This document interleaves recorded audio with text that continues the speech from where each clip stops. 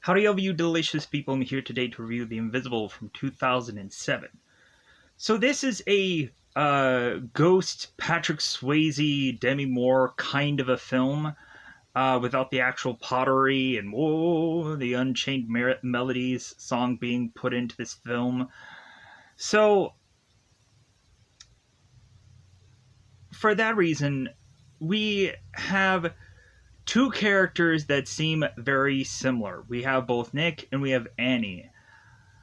Both of them are to go on and have problems with their parents. Both of them are to have shady ways to be able to make money. And both of them are to be very silver-tongued or quick-witted when there seems to be a situation that is to require that. Annie is to be more street smart. Nick is to be more book smart, to the point of him doing so well in school that he already has enough credits to graduate and he really doesn't need the last number of days to stay into high school because he's already done. So Nick and Annie, of course, are to find themselves at odds with one another. But then after that moment, it seems Annie is going to go out of her way to help out Nick, because it seems that Nick is to consistently haunt Annie to the point of Annie having this like Jiminy Cricket conscience like moment that she wants to go on and do one good thing when she looks at her young brother. So with that said, this movie right now is just currently available to rent on a number of different apps. So I'm going to dare, in fact, list off a certain number of bootleg apps so people can go on and find this movie if you can go and find those bootleg apps. So with that said, I'm going to rattle off some things here. You can go into C Movies app, the letter. So that you can go onto a Google search, search C Movies app, and be able to download this app. Currently, right now, it's going through an update, so you would have to go on and download this Yes Movie app after that. But then after that, you can kind of see everything.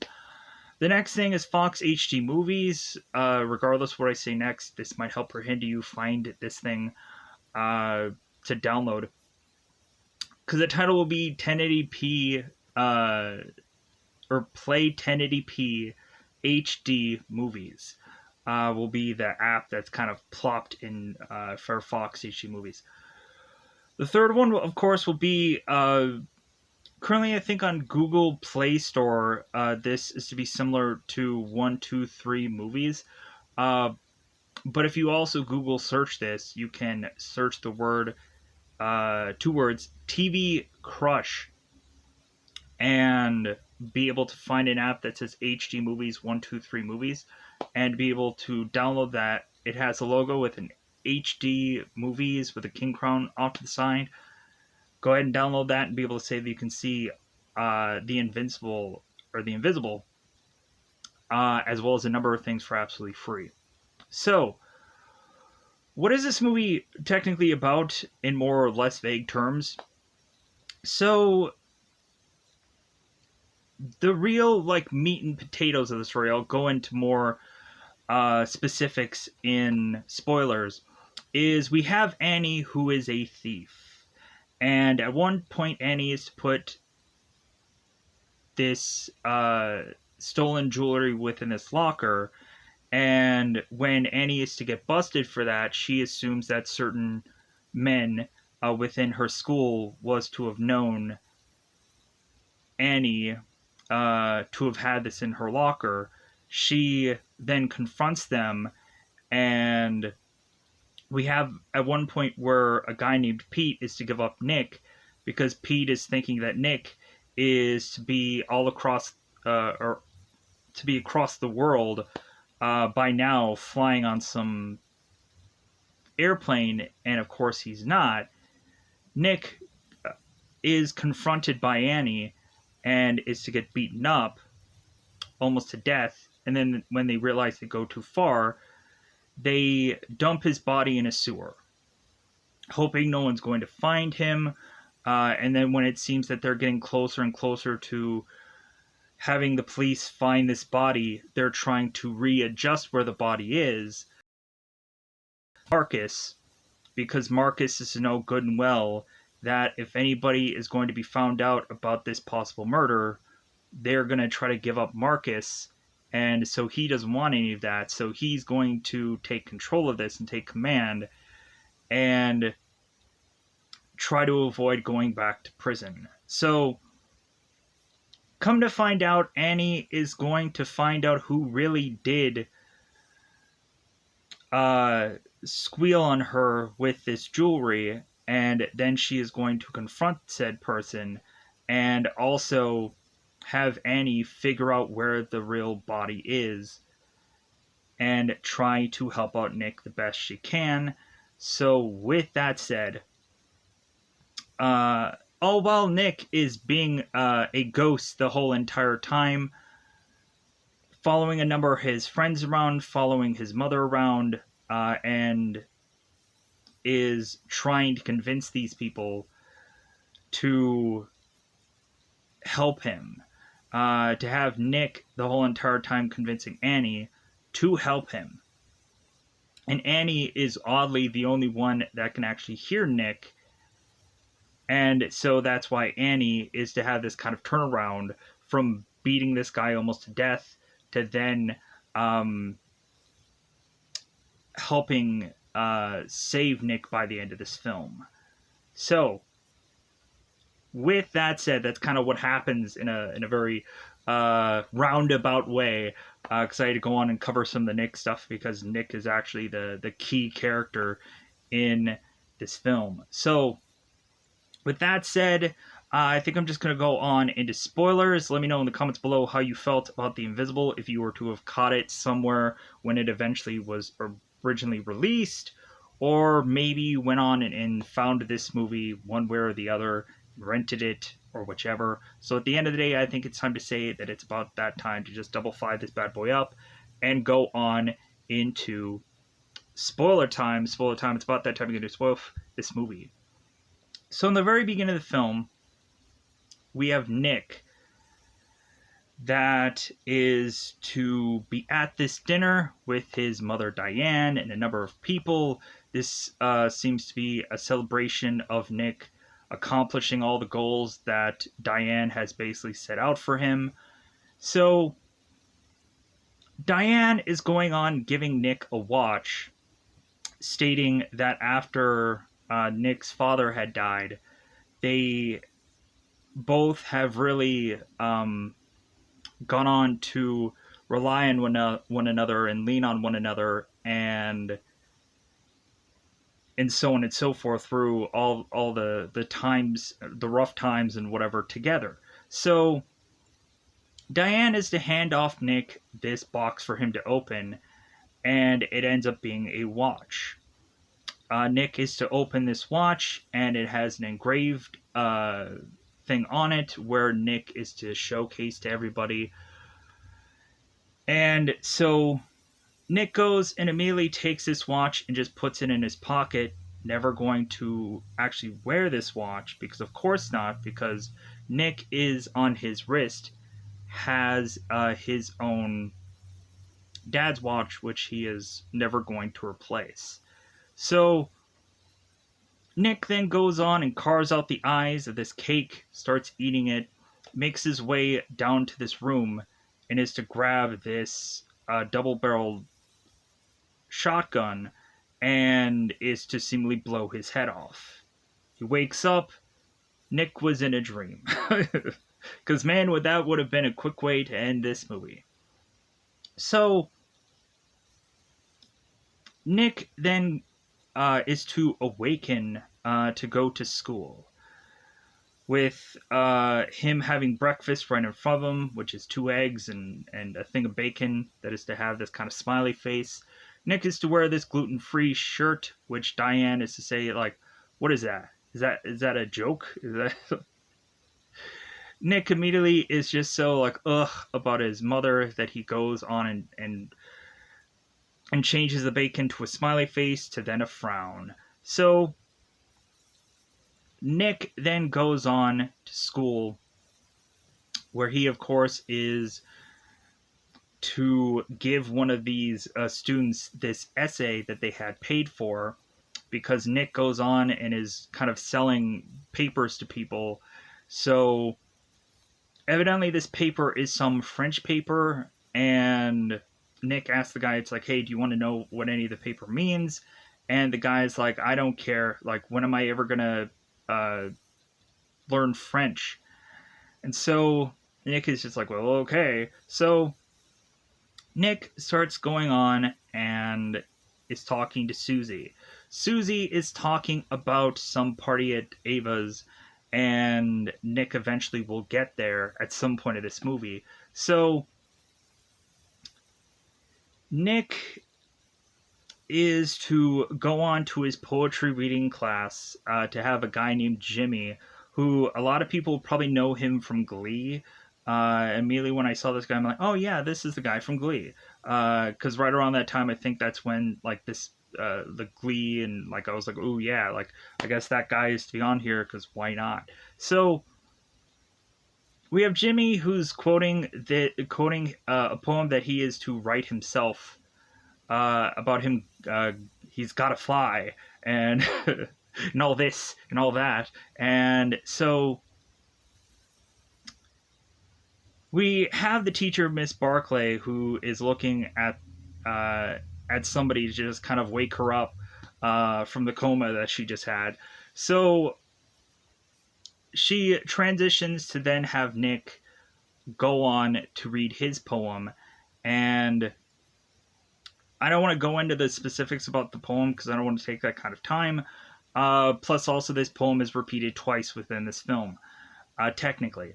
Because eventually, in the later on part of the film, Diane is to look through Nick's stuff for the first time and probably forever, and Diane is to read one of Nick's poems. But so, we have parts and bits about this poem that is to mention about Bone and Amber and all of these kind of unique little things and stars and all of this stuff. And so if you memorize that whole poem, let me know in the comments below what it all is, so that way eventually everyone else can go on and realize that, hey, somebody copied and pasted, because that exists. So we have Nick, who is a very poetic person, even though he didn't have the ability to quite finish this poem. But once Nick goes up there and starts reading the poem, the class is over. So we, on the other hand, we also have a guy named Pete. Pete, of course, is to desperately need a phone just because he likes to get a newer phone. And so Pete is in deep with the wrong people, as Pete was to get money from a girl named Annie, who Pete is now in a bathroom being held by Maddie and Dean, and Annie ends up coming in to notice that Pete has nicotine gum, a cigarette pack, and Annie is to make this conclusion of like, well, are you on the patch too? Like, God, like you have all of this stuff on you. So Annie's mentioning to Pete, it's like, how is it that you have all this money for this stuff, but you don't have enough money to pay me back? Also, we see Pete later, who is obviously paying off Nick for this paper so he can kind of finish up school. So Pete has money, it's just he doesn't want to pay this one girl. So Annie goes on and is to cut Pete's thumb to then remind him of the debt he owes. Pete starts squealing in pain, and Annie goes on and tells him it's like, well, it's not that bad. So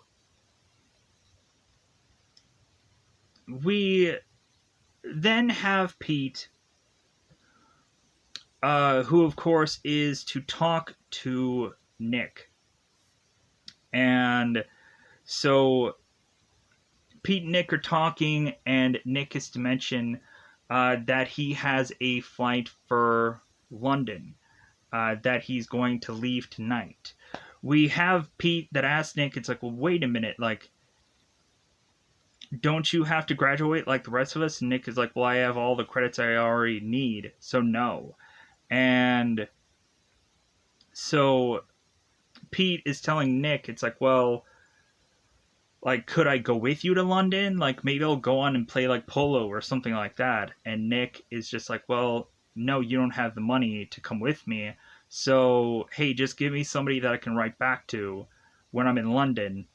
And Pete is just like, well, okay, man. Well, hopefully you enjoy going to London. So both Nick and Pete are in the cafeteria, and we have Nick who realizes that Pete is to be somehow injured. And so Nick is like, okay, like, how much money do you owe them? And Pete is just like, well, I just need to get a new phone, and you know how my parents don't really pay me all that well. And so Nick just goes over to Annie and is to start throwing down money, asking, like, hey, how much does my friend owe you?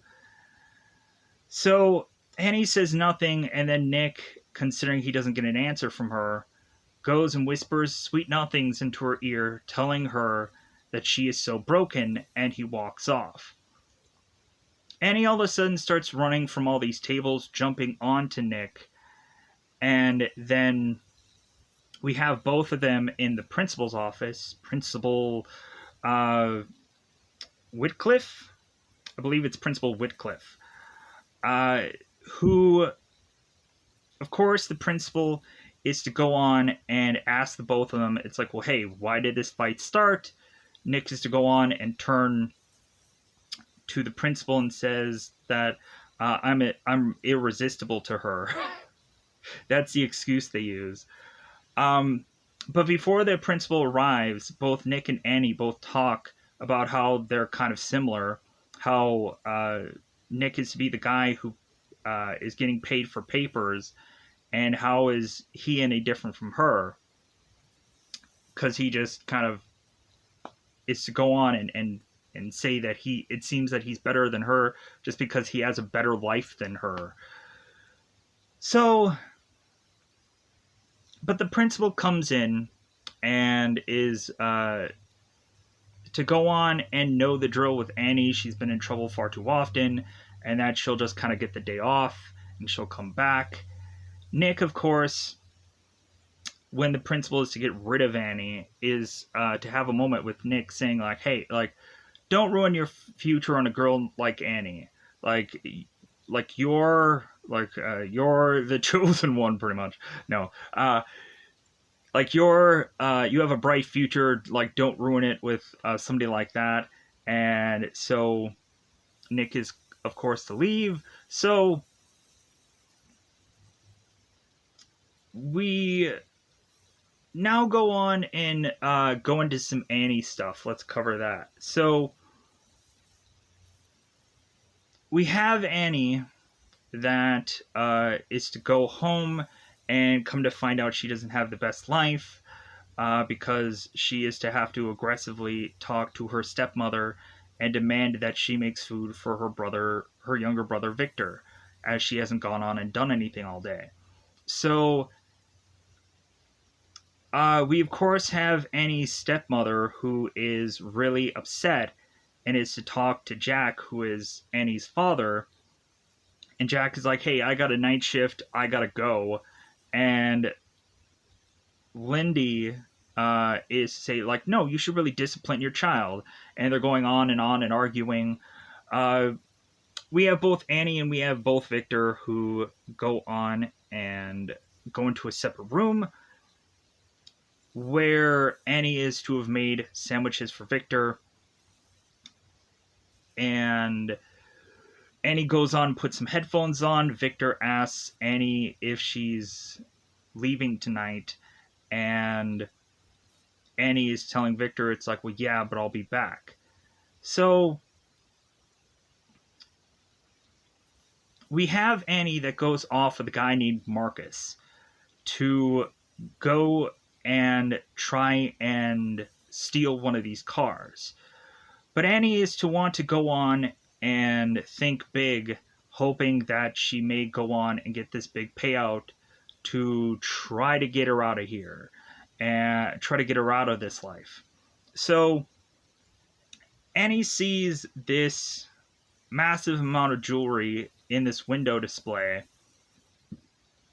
And for me, for a person that has done like stores and stuff like that, you can always go on and see that a store has specifically a display model and like the real legitimate stuff. A lot of times, there are certain items that you can't actually sell the display of because it's not a safe item.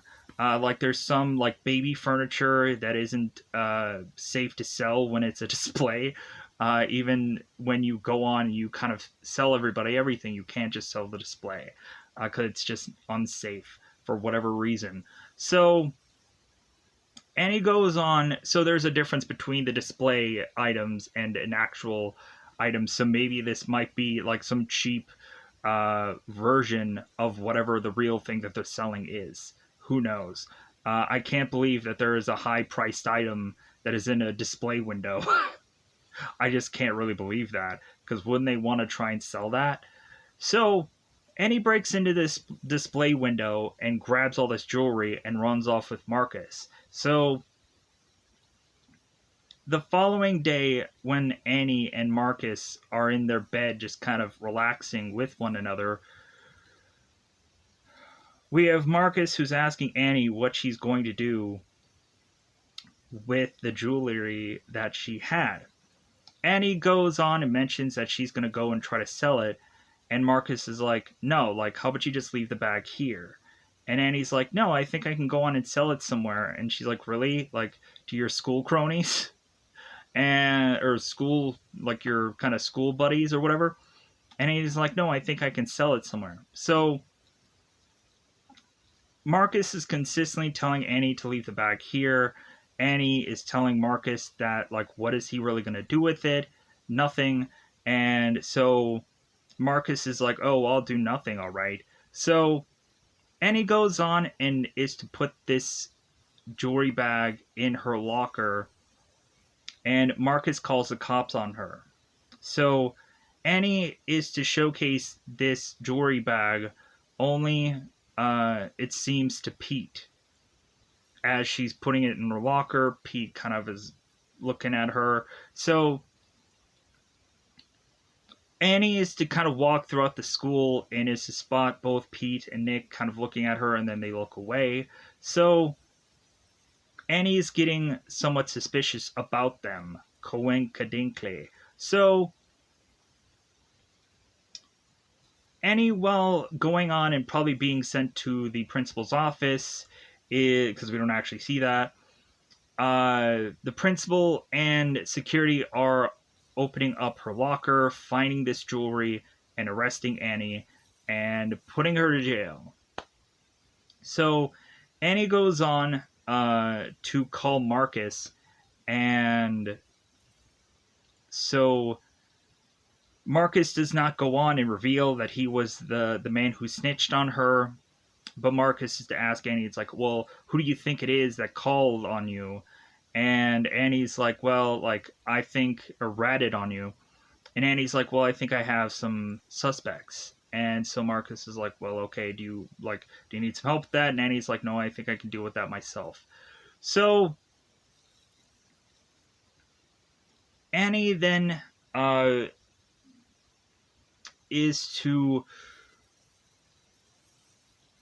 okay, so let's cover the Nick going to the party stuff, and then we'll kind of cover more of Annie stuff. So we've covered a bunch of Annie stuff right now. So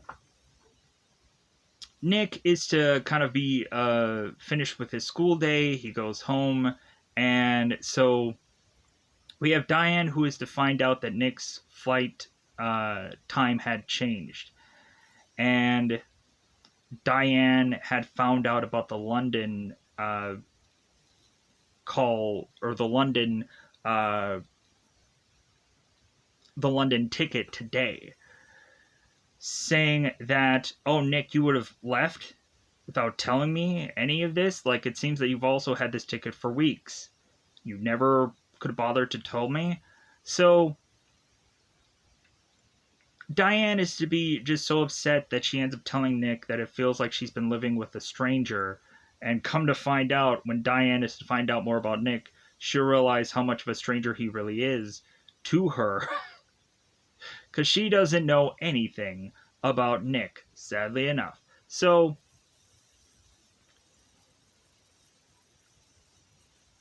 Diane, Diane leaves, and so Nick goes to this party, and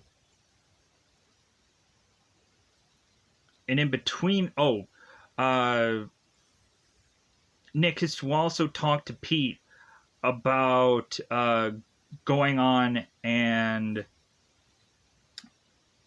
confirming that he's really leaving, and because Pete goes and gives Nick some money for this paper, and Pete's looking at this ticket and he's like, "So you're really leaving?" And Nick is like, "Well, yeah, because uh, when Nick's father died, Diane told Nick that uh, Nick's father's dying is never going to affect him, because Diane was to have planned every little moment of Nick's life, and Nick doesn't want to do that. Nick wants to have his own life, his own destiny, and go on his own way. So he thinks leaving for London is the only way to do that, to be uncontrolled by his mother. So, and the fact that also, like, his father never really had a life, and he died when he was 47 because he had gotten sick. So Nick doesn't want that to happen to him, just like his dad. So Nick goes on to this party and is to eventually go on with Susie to go into this room, telling her, "Hey, do you want to go to London?" And so Susie and Nick are heavily making out with one another, and so all of a sudden Susie is to pull out this watch, and so Susie's like, "Hey, why aren't you wearing this watch? It's a fancy watch." And Nick is like, "Well, the whole thing of it is like the watch that Nick is wearing is his father's watch, and he's never going to take it off." So, because if that dream sequence didn't actually happen, where Nick knew all along he was going to get that watch, even to the point where he knew the engraving of it also, because Nick opens the box and sees the watch there, and it's like, oh, yeah. So, we simply from that conversation where Susie is asking Nick, it's like, well, hey, like, but don't you want just a better watch? And Nick is to just be disgusted by that, to the point of him going on and throwing these London tickets to Susie and saying, like, well, hey, like, enjoy going to London, I'm going to leave. So Anne goes on and is to find Pete, starts beating him up, and to the point I think he has a broken nose at some point. It looks like he does. So Anne, as well as Maddie and Dean, are beating up Pete. And so Pete, thinking that Nick is gone, flying away to London, Pete didn't go on and rat out Annie, but so Pete decides that he's going to say that Nick ratted out Annie. So that way, like, he thinks he's in the clear, and that also Nick is gone, disappeared, or disappear. He's gone. So we then have Pete, Annie, Maddie, and Dean all in this car. And so Nick is walking away from this party, and we now have this car that is consistently revving in front of Nick, and Nick is like, hey, go on, like, this whole road here, but this car just keeps on revving to the point where the car starts chasing after Nick, and Nick starts running into this forest. So everybody kind of pulls out of this car. Maddie and Dean start beating up Nick, and then Annie starts going on into also beating up Nick also, to the point where Nick continues to tell Annie that she's broken, pushing Annie to push further to punt Nick in the face and do all kinds of horrible things to him, kicking and whatever. So at some point, one of the guys is to assess that Nick is no longer breathing, it seems. And we had Pete, who was in the car before him and Annie were to leave, who was mentioning that, like, please stop this, please don't do this. And also Petey was to tell Nick that he thought he was going to be gone. Like, he thought that he could kind of just use him as a scapegoat, but it didn't work out. So they shove Nick into this sewer and they call it a day. So they think that everything is going to be all well and fine. So the very next day, Nick starts walking out of this forest, going on to go back to school like everything is fine. So Nick all of a sudden is talking in class, and Miss Barclay is to mention some poem, which is to have the answer of it being The Return. So Nick goes on and is to rattle off what the answer is because no one else knows. And so the teacher is to go on and say, like, seriously, you guys don't know the answer? And Nick is like, well, the answer is The Return. Like, we did this a couple of weeks ago. So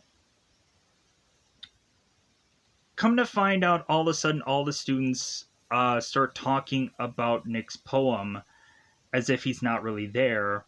And even Susie is to chime in to mention that Nick just wants attention, and everybody's laughing and giggling and whatever. So Nick all of a sudden is realizing that, like, it doesn't feel like he's visible to anybody. So he just starts waving his hands. He starts taking this book and chucking it against this bookshelf, or this book shelving, and all this stuff falls over. But then Nick is to notice that when he looks back to the desk, he sees the same book there, and then he looks at the shelf, and everything was stacked right back to where it was, and the teacher just starts to walk away again as if Nick wasn't even there. So Nick is very confused at this moment, going to the principal's office, grabbing the phone, hoping that he can call his mother. And when the principal ends up going back into his own office, Nick is like, oh, I just wanted to call, like, my mother. And Nick realizes that the phone is out of his hand, and the principal goes on and is to pick up the phone, having Diane ask if Nick was in school today, and the principal is to mention that he wasn't. So we have Diane, who fills out a missing persons report. So Diane is to go on and talk to Detective Brian Larson and Detective Kate and file a missing persons report. So Larson starts combing through Nick's stuff and is to realize this book with a bunch of money in it. And Diane's like, I don't know what that's from. So we have Larson that starts asking Diane about, like, well, hey, like, how much do you know about your son? And Diane is to mention, it's like, well, he's very popular and he's very bright. And so Larson's like, oh, so you don't know like, so When Diane is to mention that she knows her son, Larson is to say, it's like, well, you didn't know about this ticket that uh, he was to fly to London last night. The only thing that Diane knows about this ticket is that uh, Nick didn't go on and use it. So we have Nick here during this whole conversation, and Nick is telling Diane that the reason why he's not here is because he's dead. And Diane kind of closes the door on Nick, not realizing that he's dead. So Nick is to go on at some point and be in his house, starting to try to continue to test this theory that he's dead. So he takes a rifle to his face, and it does nothing. He goes on and spots that there's a bird that is to smack against this window, and all of a sudden appears on Nick's shoulder, and Nick starts to hold on to it. But then he realizes that the bird all of a sudden isn't completely alive, so it vanishes, or isn't completely dead, and so it vanishes. And then Nick realizes, he's like, oh my god, like, so I'm not really dead. So Nick then goes on to try to go through the town, and he is to consistently like bump shoulders into people and they don't realize he's there. He is to go on in the middle of town and scream into it because no one, of course, is to hear him. And so we have Nick, who's desperately trying to figure out who he can go to eventually figure all of this out. So we have Larson, who was to make the assumption that Nick was to leave this party from asking Susie, who was in this pool. And so Larson assumes that Nick was walking home, and Larson goes into this forest that has these fresh tire tracks, and is to have this kind of broken car piece. And so Larson's like, okay, this must be the search area. This must be what had happened. And so Larson is to talk to Kate, Detective Kate, and mention that Nick had a disagreement with Annie days before this happened. And Larson is like, well, okay, like, I have a history with Annie, so I'll go on and I'll figure that out. What's going on with that, and she'll be like the prime suspect because we don't have any other leads. So even though Pete could have probably been a really good one, or a number of people, so we have Annie, who is to be this suspect in this murder, whether she likes to or not. So we have Annie that is to have people have suspicion about her. So what Annie does is she's kind of sneaks through this window and is to go on and give Victor this necklace that was from their mother's, but Victor can't accept the necklace. And so Jack is to realize that Annie is home and saying like, well, hey, like, whatever you're involved in, like, leave me out of it. And so Annie, of course, is going to the roof. We also had a whole scene where Annie was under suspicion, so she goes to Marcus, and Marcus is to mention that he's under parole and that he doesn't want to be harboring a girl like her who's in possible trouble because it'll look bad on him. And so all of a sudden we have Annie, who is kind of looking through all of this stuff of Marcus's and saying that it's all stolen, and it'll just take one phone call and Marcus will be going right back into jail once again. So Annie goes on to this rooftop, and so Larson at some point is to go on and question Marcus, mentioning about some certain vehicle, and if Marcus had worked on that. Detective Larson is asking this. So Marcus says, "Sure, I've worked on a vehicle like that." And so Larson is to ask Marcus about where he was uh, on Tuesday night. And Marcus is like, "Well, I was with Annie." It's like, "Well, yeah, of course you were." Um, and Monday night was the night where Annie was to steal this jewelry, and Larson asks Marcus if he knew anything about that, and Marcus is like, "Well, of course I didn't." And Larson's like, "Sure, I kind of figured you would say something like that." So Larson realizes that he's going to get nothing from Marcus, and so but Larson leaves Marcus with this last little thing of the name of the car that he just mentioned was a car that was recently stolen. And then Larson walks off. So Marcus, after having the talk with the detective, is to kind of get uneasy. And eventually he'll start taking the reins of what's going on with this whole Nick situation. And he'll start telling people what to do. But we'll get to that in a moment. So Larson then goes on and is to meet up with Annie at this rooftop.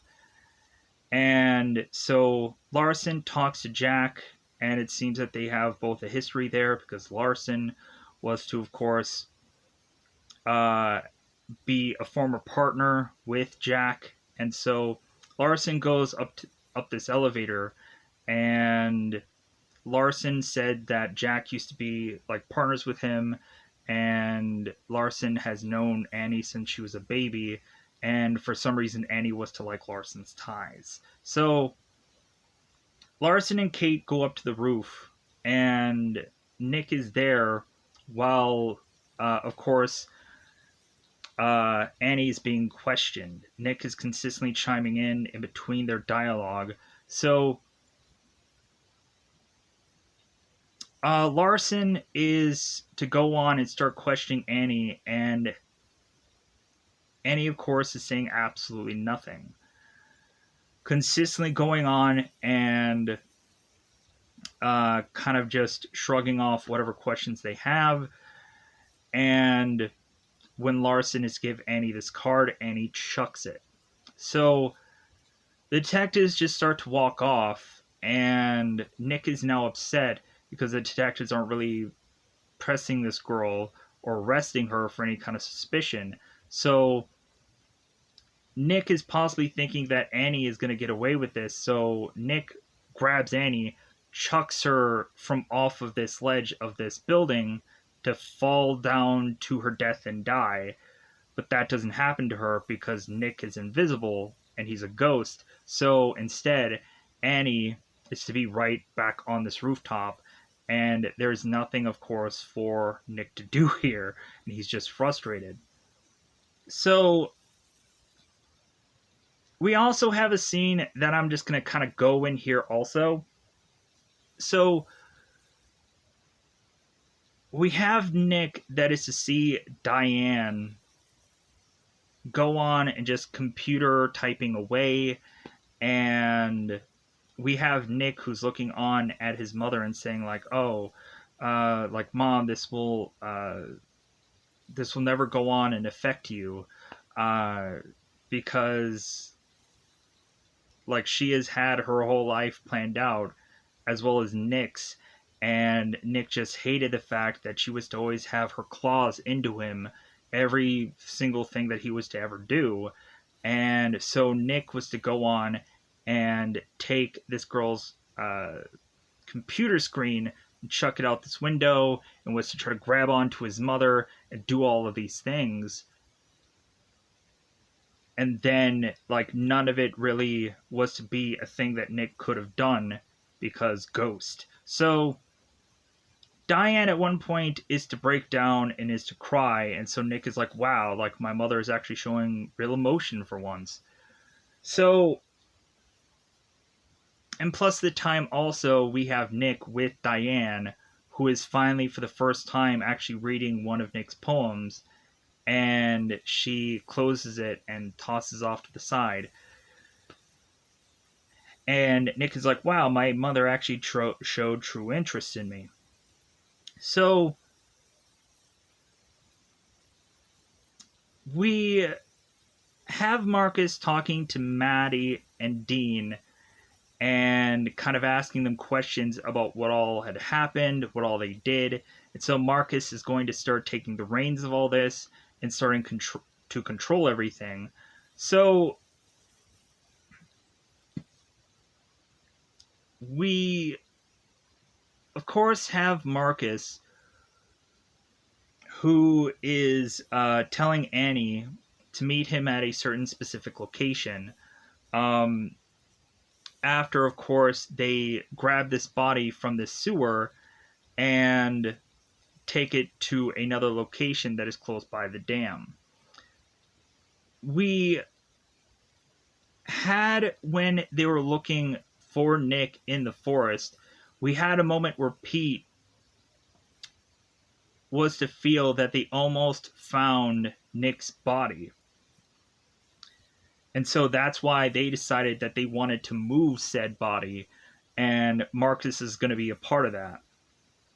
Because Pete was to be there when this dog was to sniff out this watch, and Nick was kind of looking at the dog, and the dog could see him, and so Nick was trying to get the dog over to where the sewer thing was, and the dog kind of went into a different direction because the dog had gotten spooked, and so they're like, oh, he's over there, and Nick is like, god dang it, like I'm just over here, and Pete spotted that, and so they're like, okay, we need to move this body.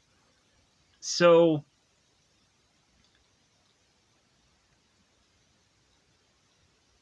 we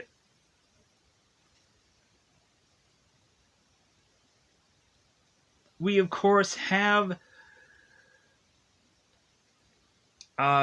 we have this moment where Pete is getting a call from Annie stating that Marcus wants Annie to meet him at a certain location. And Annie doesn't quite know what's up with that. So Annie is sending Pete to go there first, and then Annie will be there. So Pete starts riding his bike, and Nick is realizing that Detective Kate is very tired, kind of staking out Pete's location. And so Nick is kind of waving these doves in front of her car to get her to drive to where, of course, Pete is going. So Pete is to be there at first with Maddie and Dean. And so when Annie further is to kind of look from a distance of what's going on, Marcus shows up behind her and gets her to go to the location that they're at. So all of a sudden, shortly thereafter that, the cops arrive and are to try to chase these guys down. We have Annie, who's running off to kind of crawl all over the place to try to drop away from these police officers. And so Nick is to go on and tell Annie that it's like, hey, there's nowhere to run, Annie. They're going to catch you, kind of thing. And Annie's like, never. And then Nick is like, oh my god, she heard me. She heard what I had to say. So Nick starts going on and following Annie because he's realizing that she's the key to all this. So Annie goes on to this club to ask for this guy to kind of exchange this ring for some money. And this guy is going to take advantage of Annie because it's like, well, hey, like, I'm only going to give you like $200. Here you go. Here's your $200. And she's like, well, I know you can get a lot more money than that. And the guy's like, well, yeah, but I know you're in trouble and I'm a salesman, so $200. So Annie takes it. She goes into the club. She starts dancing, putting her hair down. Nick is watching in awe as Annie is dancing. So then Annie sneaks into the school, is to go into the shower and wash herself off. And then she goes on into one of these gym rooms and is to steal this big mat and decides to just start like sleeping on it. And Nick is to fall asleep next to her. So Nick is consistently trying to talk to Annie and knowing that she can't hear him.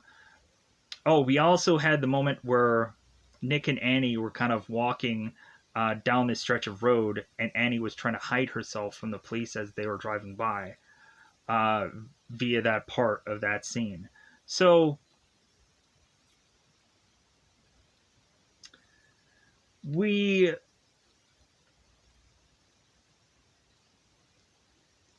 are eventually going on into this film to have Annie more and more start to talk to Nick, start to realize he's there. And so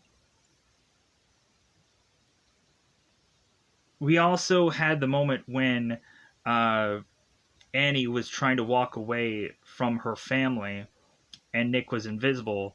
Uh, Nick is yelling at Annie to, like, hey, tell them where my body is, Annie. Like, oh, that's right, you can't hear me, Annie. You can't hear me. And that was before when he was to just keep shouting at her and was to say, it's like, oh, like, do you think what you did to me, like, was because of like your home life and that's an excuse? Like, no, like you did a bad thing. So like there's a whole dialogue of that when Annie is trying to leave her home. So I forgot about that moment. So Nick and Annie, we continue to have them spend time together. And so Annie is to go to her mother's grave, who is Joan Newton.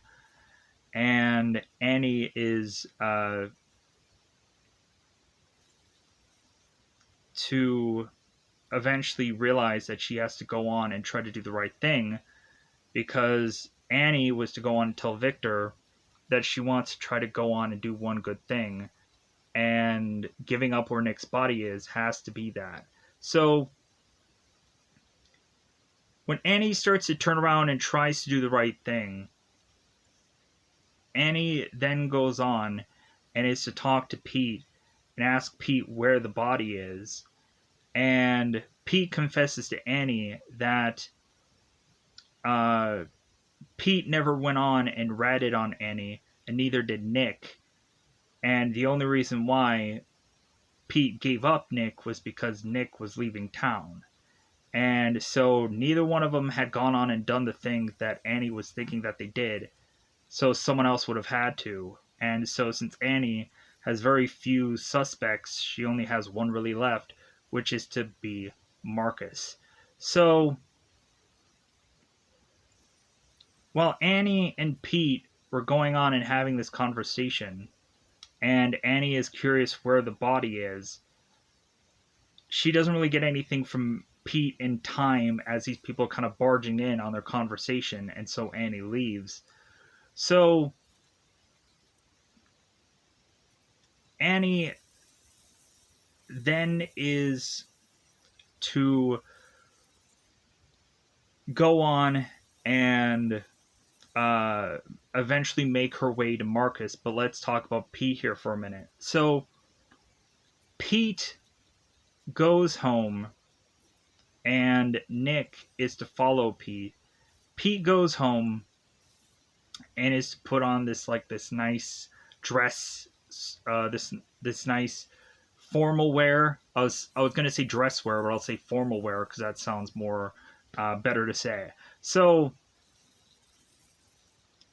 Nick notices that Pete is starting to take a lot of pills, and Nick's like, "Hey, don't do this. Like, go on and uh, turn those guys in. Like, help them find me." And so Pete takes these pills, goes to sleep, and all of a sudden, Pete is now seeing Nick. He's like, "Oh my God, Nick, you're here!"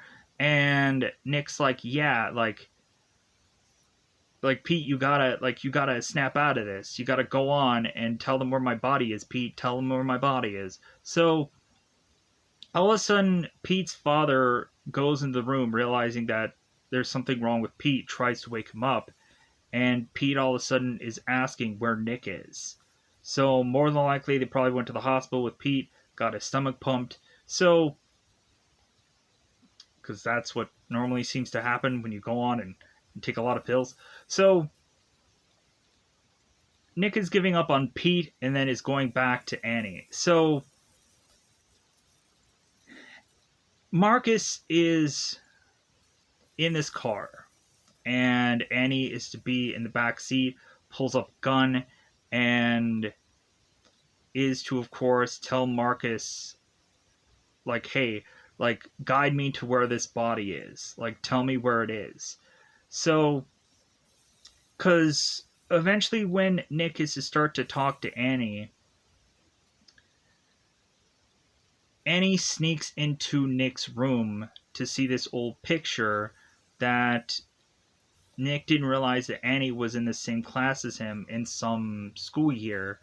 And Nick is like, "Oh, yeah, I guess you were in that class." And so Annie starts going through Nick's room and is to play this darts that is on his wall. And then all of a sudden, Diane shows up, and Annie starts to run out of here. And before they have like this kind of like argument between Diane and between both Annie of like, "Hey, you're the reason why my son is missing." So, but then after that, we then have Annie, who's with Marcus, going to find out where the body is, which of course is by this dam. So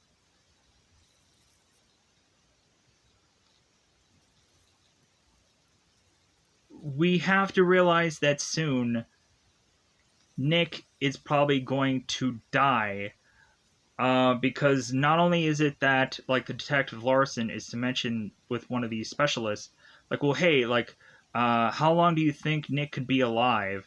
And the guy is like, "Well, technically, based on this guy's injuries, 2 to 3 days at the most.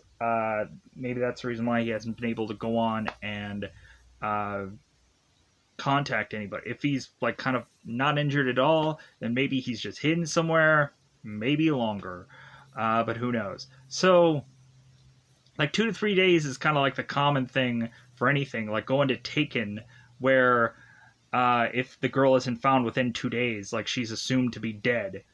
So really, in any scenario, like the average is just 2 to 3 days.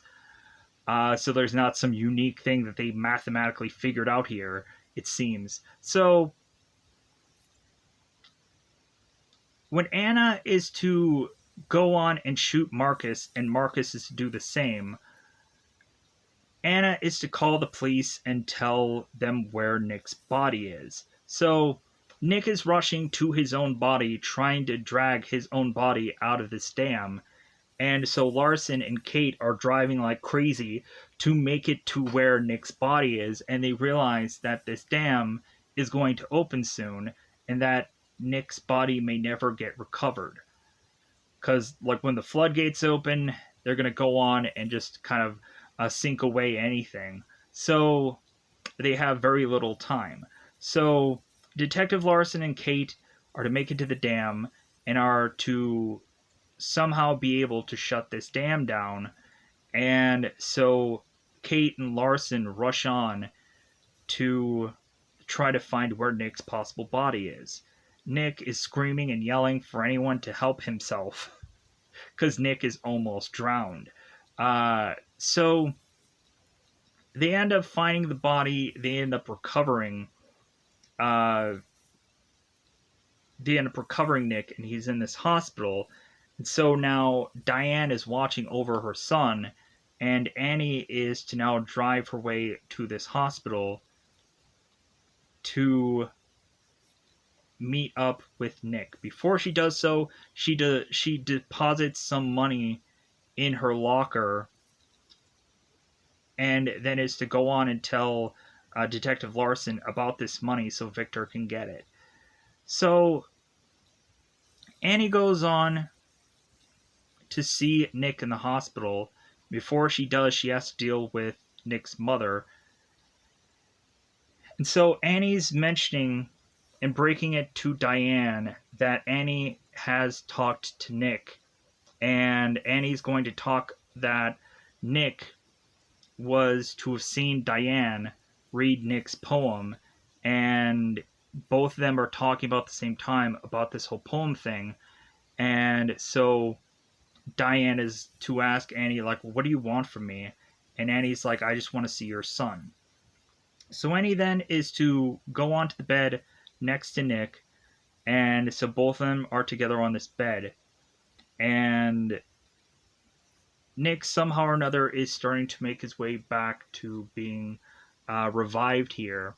And so all of a sudden, the ghost of Nick is to fade into the shadows, and Nick wakes up and is to talk to Annie. And the main thing about Annie is Annie's to say, it's like, well, like, I always wanted to do just one good thing. And Nick is to say, it's like, well, you did do that. Like, you saved me. You saved me, Annie. And then Annie dies, because the next thing we end up seeing after this is Nick is to meet up with Victor, who is playing with this model plane, and or this kind of motorized plane. So Nick is talking to Victor, and we have to have Victor confirm Annie's death. And so Nick is asking Victor, it's like, well, hey, like, do you want to send Annie a message? Let's just write the message on this plane and she'll get it. And so Victor is like, well, like, I guess, like, hey, Annie. Like, that sounds simple enough. So Nick simply goes on and writes hey, Annie on the plane and then flies it. And that is to technically be the end of this film. So with that said, let me know in the comments below if there's a scene that I did forget about, because I'm sure that there probably is. Let me know how you felt about The Invisible, where you liked it, you didn't like it, because there's a whole different barrage of different kind of people who are to be in certain kind of camps with certain kind of movies. So with that said, hopefully I kind of went on and covered most of everything. Not everything was perfectly or in sequence, I will admit that. There might have been a scene where I was like, okay, I don't know exactly where this is placed, so I'll say it now. Because really, I wasn't exactly sure at some moments in this film. So with that said, hopefully, that's it. Goodbye, everybody. Bye, everybody.